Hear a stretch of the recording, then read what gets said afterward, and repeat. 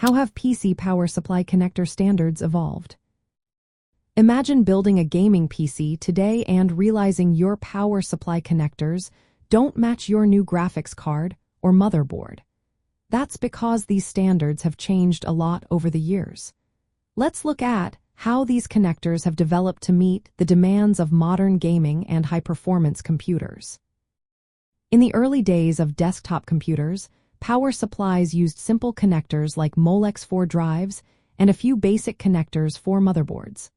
These connectors were enough back then because components didn't need much power. But as computers became more advanced, especially with faster CPUs and powerful graphics cards, the need for better power delivery grew. The big change came in 1995 when Intel introduced the Advanced Technology Extended Standard. This set a new shape and size for power connectors, called the 20-pin connector. It provided multiple voltage lines, including 3.3 volts, 5 volts, and 12 volts. This was a big step forward because it supported the increasing power needs of CPUs, memory, and peripherals. As gaming PCs and high-end hardware became more popular, the 20-pin connector started to show its limits. High-performance CPUs and graphics cards needed more stable and higher current power. Around 2003, the ATX 2.0 standard was introduced, which added 4 extra pins to the main connector, making it a 20-pin connector. This change allowed for more current capacity, especially on the 12-volt rail, which powers the CPU and graphics cards. Along with the main connector, new auxiliary connectors appeared. For example, the 4-pin and later 8-pin EPS connectors were added to give the CPU its own dedicated power line.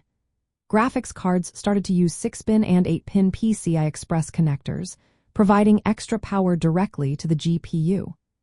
These connectors could supply up to 150 watts or more, which is essential for gaming and overclocking. Modular power supplies also became common.